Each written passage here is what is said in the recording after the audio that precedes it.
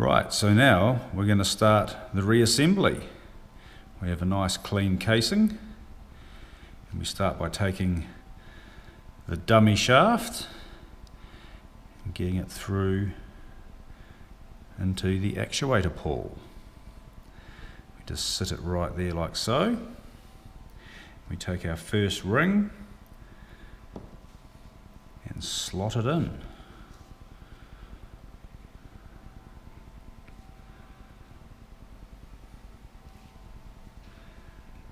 Now the actuator pawl can kind of get in the way a little bit, so I just try and push it out there with the screwdriver.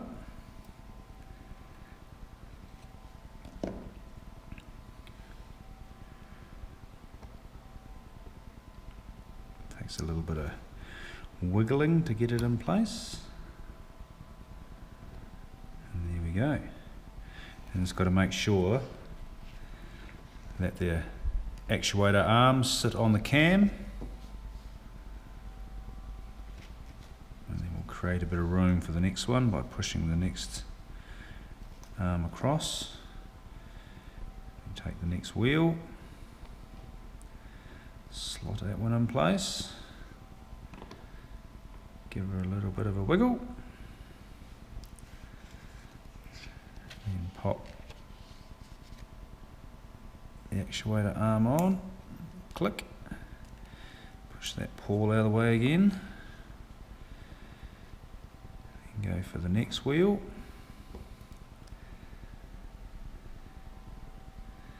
The slots in there.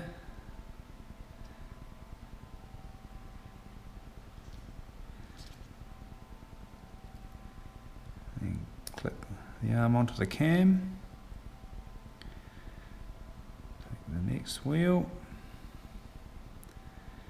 pop it in place,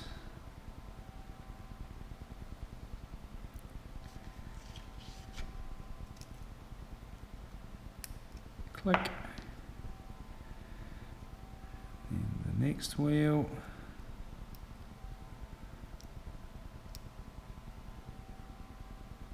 shaft through,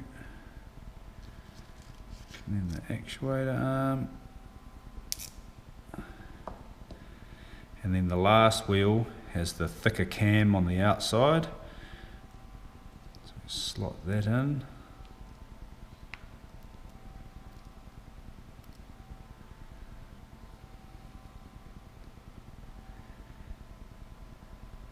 then we have the wheels in place. We put the little last half moon section in with the stamp on the outside. That just slots in the gap there and then just tucks under that little arm like that. Now I take the second dummy shaft, pop it through. This, you've got to push the numbers up a little bit and then just give it a wriggle. And it's through and pushes out the first dummy shaft. And now we pretty much have a full complement. I like to give them a little bit of a turn just to make sure that they are free spinning. The E1 won't spin because it's on a little bit of an angle, because you can see it's got a bit of load underneath it. So now we can insert, whoops, the shaft. So this takes a little bit of jiggery pokery just to get it in the right position. You can see you need to line it up. It takes a little bit of work, so bear with me. Take the shaft.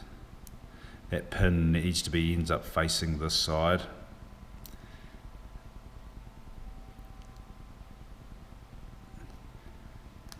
There it goes. Now it's got to get through all the rest of them.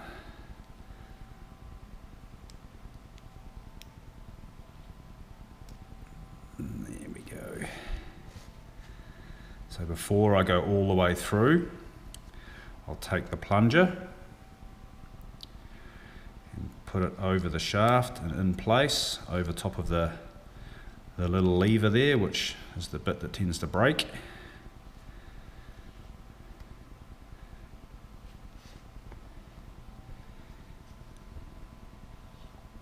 And now we'll try and push it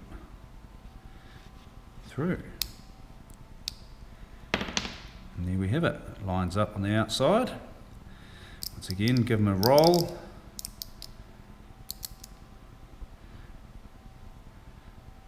Now, like I said, that pin needs to be going across the numbering box for when we seat the end plate.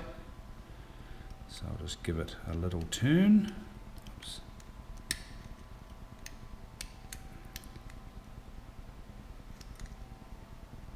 Doesn't want to go. There it is. So I need to situate it. Oh, not that far. There we go, like so. Now, this is where the fun begins. We have to put the springs and the screws in place. So we take the springs,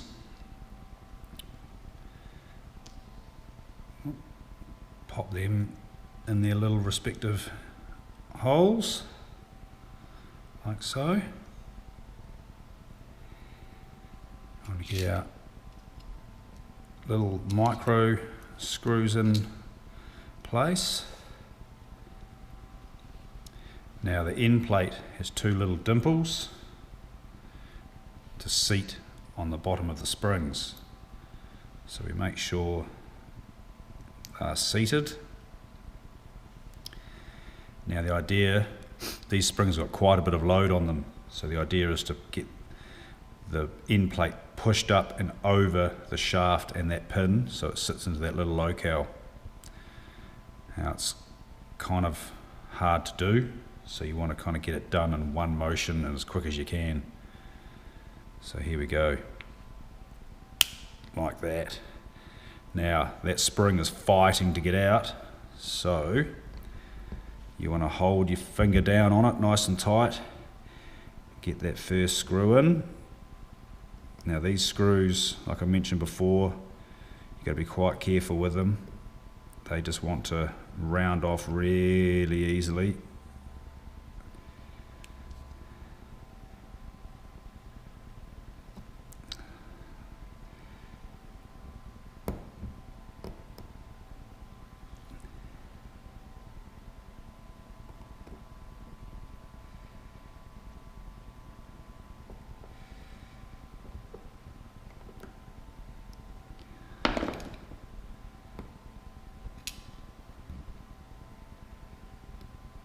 So like I said, these screws round off really easily. So just got to be quite careful. Just keeping pressure on that end plate.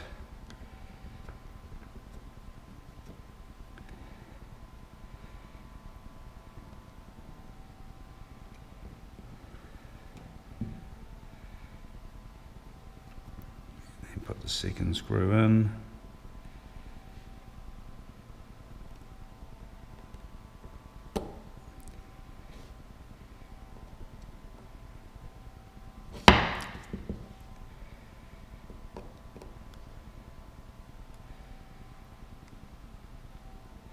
Now, got to be quite careful not to go too hard down on them, as you can thread out, cross thread the hole in the frame really easily. And that is putting together the Leibinger or Leibinger low plunger numbering box.